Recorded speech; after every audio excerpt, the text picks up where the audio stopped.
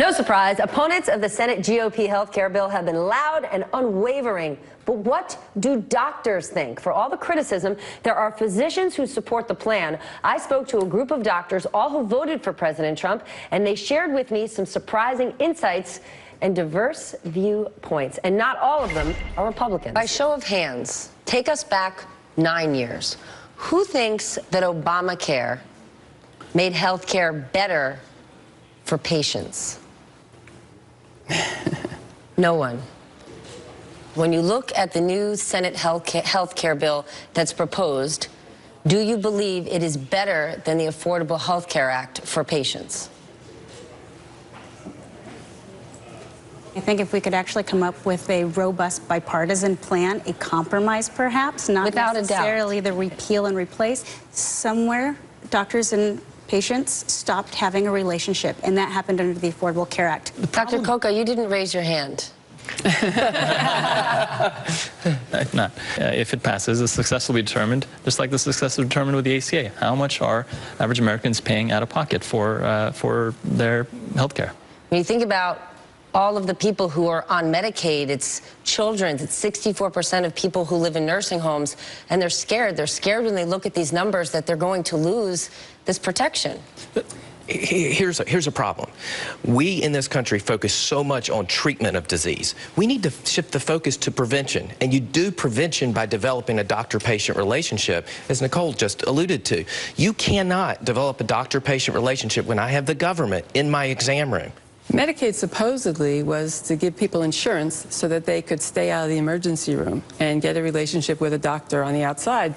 But that hasn't worked out because doctors don't take Medicaid. A lot of the hype right now about the Medicaid cuts, I think people don't understand that these are not cuts in existing benefits. These are cuts in the progression and the increase in Medicaid spending. Show of hands, who agrees that this new Senate bill is most beneficial or more beneficial to the average hardworking American? Oh, definitely. Who agrees that this new Senate bill is most beneficial to poor Americans? Ultimately. My goal is I want to give people choice. I think that part of what has happened under the Affordable Care Act is we've taken away choice. Simply giving health insurance out, right, does not equate to coverage. So why is it? The responsibility on patients by giving them robust HSA funds. Patients right now have no idea what healthcare costs. They don't even care because they don't know. They have their insurance card, they pay their premium, and that's it. Then what will drive those costs down? Limiting the cost of pharmaceuticals, allowing competition of insurance companies across state lines, allowing Medicare to negotiate drug prices, all the things that are common sense that no one in Congress, whether they wear a blue T-shirt or a red T-shirt, has the courage to stand up and say this is what needs to be done for Americans. If we mandated total price transparency, where an individual could not be charged based on the insurance they had, but rather on the service that was delivered. For example, if you went to a grocery store and you asked, what is the cost of a price of a dozen eggs? And the clerk said to you, well, what credit card are you going to use? Otherwise, I don't know. That's our current healthcare system. Really quick, across the board. Is this bill for all patients better than Obamacare? Yes. Absolutely. It's an attempt to be better than. Yes. Yes. We'll see with time. If it's an attempt to be better, is there a safety net? We can all say here, I love the idea of free markets, but if free markets fail, many of us here could say, well, I can protect my family. For those who can't, if this experiment doesn't work, where's the safety net? The safety net lies within the states. The states will have more liability to cover these uninsured patients, and what we'll see are increase in state taxes. If you were to sit down with Mitch McConnell and say, Leader McConnell, here is what you need to do to get this thing through, speaking as a doctor, what would you tell him right now? How about letting other groups form, not just employer-based? So if a group like the NRA or, I don't know, some other group, or a township. How about a township? How about the NRA create health care? No. How about, I'm just thinking of any I'm group go of with people. Okay. Or a township. How about a township? You buy into your township plan, and then you have 50,000 people that are all buying into the same health care plan, or any kind of group of people. Churches, let them form a health plan. The Hippocratic Oath says, first, do no harm.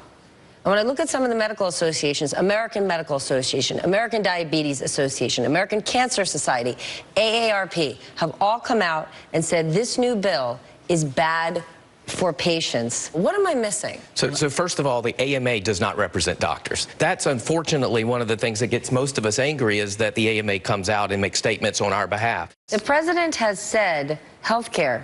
Who knew how complicated it would be? And clearly, more and more people are learning how complicated it is. My daughter is a high-risk patient. My daughter is 16 years old. When she was 4, she was diagnosed with type 1 diabetes. So I live this not only as a physician, but as a father and as a dad. Is this bill better for your daughter? I think it is, in that it allows choice, it allows more freedom. It doesn't say you have to go to this endocrinologist because your old one that you've been with for 15 years is not in the same system. If you made $20,000, would this bill be better for your daughter? I still think it would be better for my daughter. I think it, again, allows that opportunity to put the money in the health savings account, you know, make some choices, make some choices to how I go and where I go. Here's what was interesting to me. Across the board, people kept saying, well, the new bill doesn't have what we want in there, but there's the possibility. It's a possibility, and the door is open, but the door could close. I'm going to be very quick on this. It's very good to use the words like choice and freedom. It's very easy. It's very hard to explain to a family of 4 that makes $26,000 that their health premiums are going to go up to $6,000, to an elderly person who's 64 who has a condition that their premiums are going to go up 300%. Choice and freedom are one thing. The reality of the numbers on the bill do not support what was being said in that meeting that you had. Choice is okay if you have the money to afford the choice. Steph, they can explain If you away. live below the poverty line, choice isn't a word in your vocabulary. You cannot explain away that this is an attack on the poor. It's an attack on the elderly. It's an attack on Planned Parenthood. It's an attack on Medicaid. This is a bill you wouldn't poke with a stick. All right, then, we're going to leave it there.